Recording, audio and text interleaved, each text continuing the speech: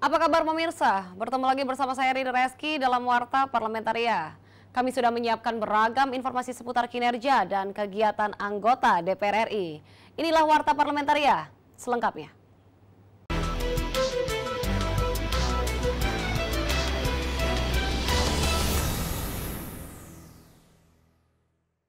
Dalam proses alih kelola Blok Rokan dari PT Chevron Indonesia ke PT Pertamina Hulu Rokan, Komisi 7 DPR RI mendesak pemerintah memperhatikan dampak kerusakan lingkungan yang terjadi dalam peralihan aset, sehingga masyarakat di sekitar wilayah penambangan tidak terdampak kegiatan.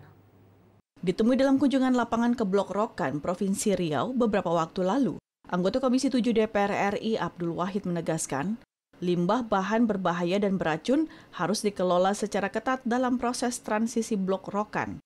Untuk itu PT Chevron harus ikut bertanggung jawab terhadap kerusakan lingkungan akibat proses pengeboran. PT Pertamina Hulu Rokan juga diminta memastikan agar tanah terkontaminasi minyak tidak menyebar ke pemukiman masyarakat. Kita tidak mau Chevron yang sudah mengelola blok ini hampir 1 abad, ya, lalu mereka tinggalkan, tapi mereka tinggal tanggung jawabnya. Nah, kita nggak mau itu, kita minta mereka harus tanggung jawab. Itu kepentingan daerah. Nah, termasuk ya menjaga lingkungan, soal aset, soal keberpihakan negara terhadap daerah. Pemerintah dengan pihak swasta wajib berkomitmen menjaga lingkungan untuk memastikan keberlangsungan hidup generasi muda Indonesia. Proses transisi Blok Rokan juga akan diawasi secara ketat oleh pemerintah dan DPR agar produksi minyak di Blok Rokan tidak menurun ataupun bermasalah di kemudian hari. Maka itu kita lakukan Pertamina investasi lebih awal melewati Chevron, nanti dibayar dengan pola cost-rate oleh negara ke Chevron. Jadi Chevron terus drilling, ya, well service dan walkover segala macamnya supaya memang produksinya tetap terjaga. Dari Provinsi Riau, Hilman Hidayat, TVRI Parlemen melaporkan. Komisi 11 DPR RI mendukung pemberian insentif bagi sektor industri otomotif sebagai upaya untuk meningkatkan penjualan mobil dan mendorong pemulihan ekonomi nasional. Ditemui saat rapat kerja dengan Menteri Keuangan di Gedung DPR RI Jakarta, anggota Komisi 11 DPR RI Kamrus Samad mengemukakan sektor industri otomotif diharapkan bisa kembali tumbuh di masa pandemi COVID-19. Untuk itu kebijakan pemberian insentif pajak terhadap pembelian mobil akan bermanfaat kepada pertumbuhan kredit perbankan dan terciptanya lapangan kerja baru. Untuk jenis mobil CC 1500 melalui peraturan Menteri Keuangan itu sudah berjalan per 1 Maret yang lalu. Lalu kemudian concern yang kedua yang dipersiapkan pemerintah itu adalah revisi PP 73 2019 tentang insentif perpajakan untuk industri otomotif khususnya pada pengguna baterai. Sementara itu, anggota Komisi 11 DPR RI Eki Awal Muharam menegaskan pemberian insentif PPNBM harus mampu mendorong permintaan konsumsi masyarakat dengan meningkatkan produksi otomotif dalam negeri serta memaksimalkan wacana pengembangan industri mobil listrik dan baterai. Maka yang perlu ada insentif sekarang itu adalah bukan terkait dengan mobil listrik yang saat ini belum ada produksi di Indonesia. Artinya apa? Mendorong demand side, sisi permintaan konsumsi masyarakat, harus ada korelasinya dengan peningkatan supply side, sisi produksinya. Ajib dan Aang, TVRI Parlemen melaporkan.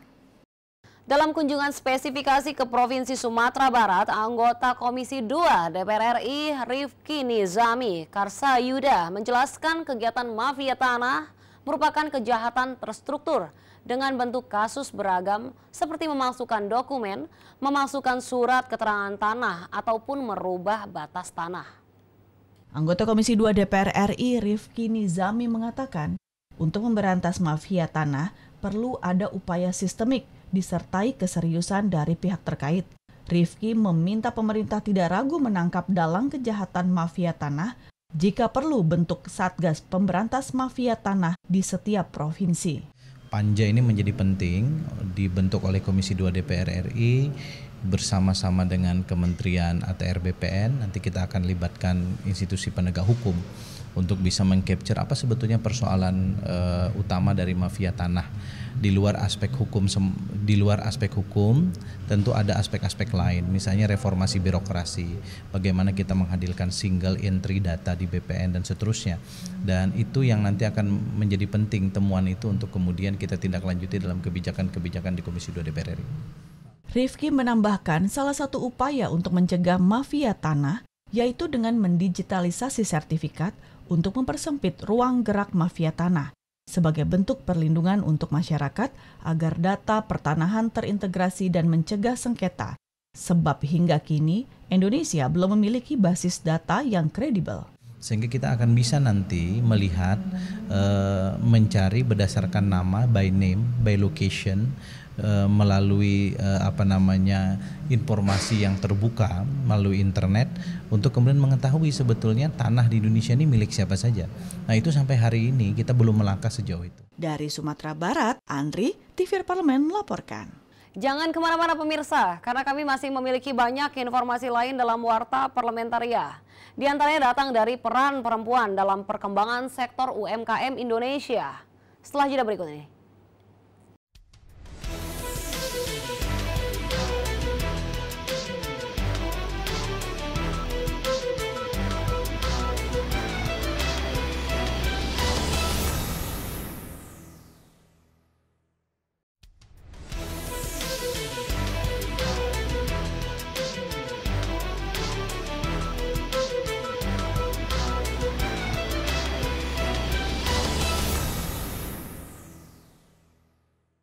Data menunjukkan dengan pangsa pasar UMKM sekitar 97%, sebanyak 64% pelaku UMKM di Indonesia, baik pengusaha maupun pekerjanya adalah perempuan. Ditemui usai menjadi pembicara dalam talk show yang diselenggarakan Kaukus Perempuan Parlemen, anggota Komisi 6 DPR RI, Sondang Tiar Deborah Tampu-Bolon menyatakan, peran perempuan dalam pemulihan ekonomi nasional, khususnya perkembangan sektor UMKM sangatlah penting. Sehingga butuh dukungan pemerintah dalam pembekalan pelatihan manajerial maupun infrastruktur fisik dan digital. Di sini kita melihat bahwa peran perempuan sangat berperan penting dalam pemulihan ekonomi nasional di era COVID-19 ini. Dan kita harapkan UMKM yang dikelola oleh para perempuan ini bisa tidak hanya bertahan di masa COVID-19, tapi itu sustainable terus. Dan ada keberlanjutan dan ada satu keberlanjutan dari naik kelas dari skala ultra, mikro, kecil, menengah sampai ke besar. Sondang menambahkan, dukungan lainnya yaitu akses permodalan dari perbankan maupun koperasi terhadap UMKM yang dikelola para perempuan harus dipermudah. Selain itu, para perempuan perlu peka dan sadar akan arus globalisasi yang masuk ke Indonesia untuk mendorong kinerja perempuan dalam berusaha. Supaya bisa naik level, baik itu dari segi cara pola pikir, kemudian dari segi kompetensi, kapabilitas dan kapasitas itu dan itu sangat-sangat dimungkinkan sekali dengan adanya sekarang digitalisasi dan globalisasi. Kita sangat optimis sekali bahwa perempuan-perempuan bisa berperan aktif dalam usaha pemulihan ekonomi nasional di Indonesia. Ila dan Temi, TVRI Parlemen melaporkan. Komisi 5 DPR RI mendukung pemerintah menggunakan alat screening virus COVID-19 Genose di moda transportasi umum seperti bandara, stasiun, maupun pelabuhan sebagai syarat perjalanan untuk transportasi penerbangan, bersanding dengan hasil PCR dan rapid antigen. Ditemui usai rapat kerja Komisi 5 DPR RI dengan Menteri Perhubungan, Wakil Ketua Komisi 5 DPR RI, Syarif Abdullah Al-Qadri, mendukung pemerintah menggunakan Genos pada moda transportasi penerbangan. Menurutnya dengan harga murah dan waktu screening yang singkat, Genos sangat membantu masyarakat. Namun, pemerintah harus membuktikan Genos memiliki keakuratan yang baik sehingga masyarakat tidak ragu untuk dalam waktu yang singkat ketahuan. Kalau PCR kan hari ini kita PCR, besok baru keluar hasil, kita baru berangkat hari itu. Mungkin setelah PCR kita ketemu orang yang terdampak. Pada saat itu kita belum tentu sehat. Tapi kalau Genos pada waktu mau masuk ke bandara, cukup dengan begini sudah bisa dibuktikan orang itu terdampak atau tidak. Sehingga pada saat dia masuk ke ke mereka sudah dalam keadaan sehat kan. Dukungan yang sama juga dikatakan anggota Komisi 5 DPR RI, Suryadi Jayapurnama. Suryadi menekankan, selain berbiaya murah, Genos merupakan karya anak bangsa yang patut diapresiasi sehingga tidak harus impor alat screening COVID-19 dari luar negeri. Sehingga kita tidak perlu impor, tidak perlu mengeluarkan devisa ke luar negeri di saat kita masih membutuhkan suntikan dana untuk kebutuhan masyarakat. Jadi intinya kami sangat mendukung dan kita berharap nanti tidak saja di kereta api tapi juga di seluruh bandara di Indonesia.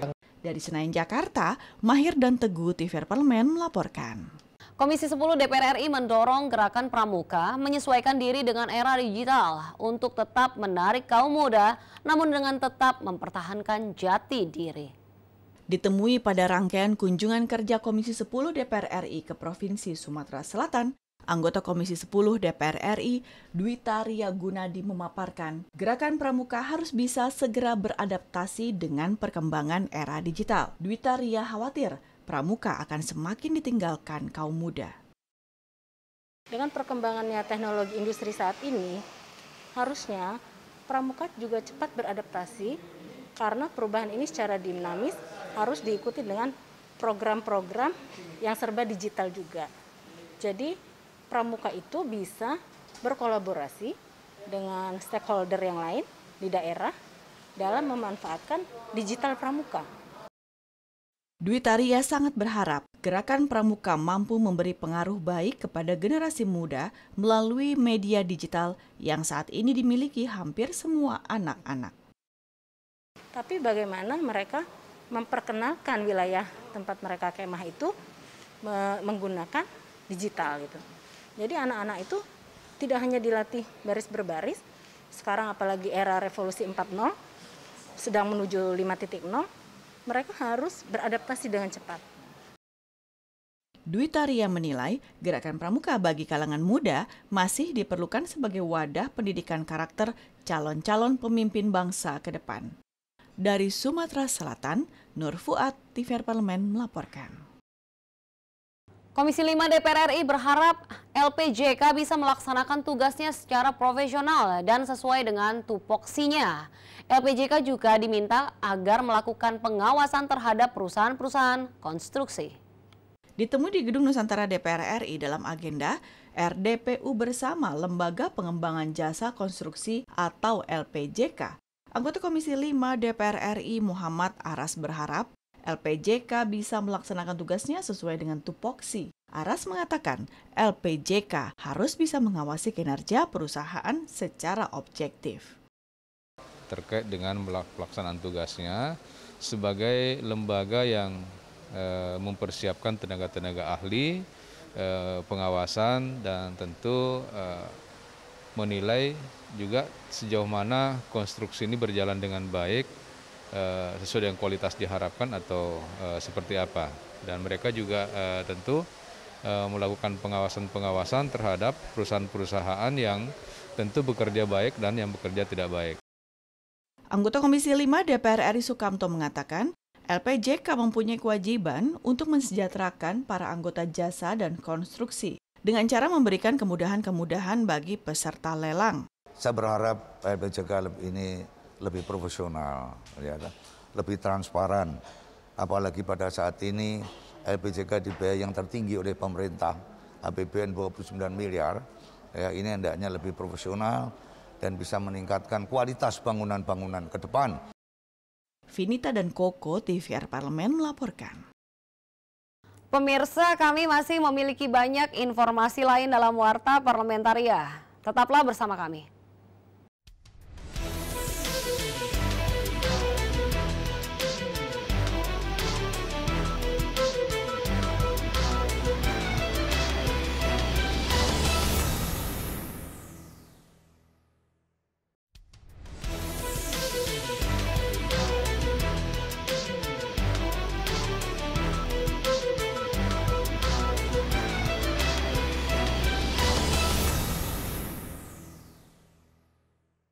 Di tengah masa pandemi COVID-19, peran aktif pemuda Indonesia sangat diperlukan. membantu mensosialisasikan program-program pemerintah serta melakukan kegiatan sosial untuk membantu masyarakat. Wakil Ketua DPR RI Korkestra Muhaimin Iskandar berharap PMII mampu menjadi laboratorium pemimpin nasional. Ditemui usai pembukaan Kongres Pergerakan Mahasiswa Islam Indonesia di Kota Balikpapan, Provinsi Kalimantan Timur, Wakil Ketua DPR RI Bidang Korkestra Muhaimin Iskandar mengatakan, Pergerakan Mahasiswa Islam Indonesia atau PMII diharapkan mampu menjadi wadah untuk pendidikan pemimpin bangsa. Muhaimin menambahkan, mahasiswa dan pemuda harus menjadi garda terdepan untuk membantu masyarakat dan pemerintah, serta memberikan solusi terbaik dalam pembangunan nasional. Hari ini tantangannya sulit dan kaum muda terutama mahasiswa harus ikut berperan langsung. Tidak saja berperan di dunia pemikiran tetapi juga menjadi agen solusi-solusi masyarakat. Menjadi motor-motor dari apa yang diharapkan oleh pemerintah, apa yang diharapkan oleh masyarakat. Muhaimin berpendapat saat ini tantangan yang dihadapi para pemuda cukup sulit di tengah masa pandemi COVID-19. Peran aktif pemuda untuk melakukan kegiatan sosial kemasyarakatan sangat diperlukan. DPR selalu membuka diri untuk melibatkan kaum muda dan mahasiswa untuk memberikan kontribusi, masukan, dukungan, kritik. Karena memang salah satu kekuatan kaum muda dan mahasiswa adalah kritiknya kepada pemerintah, kepada legislatif, kepada eksekutif. Hilman Hidayat dan Sanjaya, TVR Parlemen melaporkan. Komisi 2 DPR RI menilai masih banyak kendala yang ditemui dalam program pendaftaran tanah sistematis lengkap atau PTSL di Jawa Tengah. Padahal tujuan PTSL akan memberikan kepastian dan perlindungan hukum hak atas tanah, serta meningkatkan kesejahteraan dan kemakmuran masyarakat. Anggota Komisi 2 DPR RI Agung Widiantoro mengatakan, kendala dalam program PTSL banyak masyarakat yang enggan melakukan sertifikasi karena kurangnya sosialisasi, serta masih banyak stigma mengenai ketentuan membayar pajak. Tentu perlu langkah strategis dari Kemen PPN dan Agraria untuk bagaimana caranya memaksimalkan peran sosialisasi. Berkali-kali saya minta kepada Menteri di dalam proses atau program sosialisasi ini, libatkan anggota legislatif agar mampu bisa memberikan penjelasan-penjelasan di dapilnya masing-masing. Anggota Komisi 2 DPR RI Teti Rohatiningsih mengatakan, berbagai persoalan dalam program PTSL ini harus segera diselesaikan. Untuk itu diperlukan koordinasi dalam melakukan sosialisasi oleh kepala daerah, serta edukasi kepada masyarakat yang intensif. Sebetulnya masyarakat tuh mau, asal diedukasi lebih baik lagi, intens seperti itu. Karena memang desa pun ingin berdaya kan, jadi kalau sertifikat lancar, program PTSL lancar, kan juga menambah PAD bagi desa-desa yang ditargetkan dalam PBB dan lain-lain kan gitu. Dari Jawa Tengah, Mario Hasiholan, TVR Parlemen melaporkan. Demikianlah beragam informasi seputar aktivitas DPR RI yang sudah kami susun dalam Warta Parlamentaria. Saya Rin Reski, beserta kerabat kerja yang bertugas undur diri. Terima kasih atas perhatian Anda. Sampai jumpa.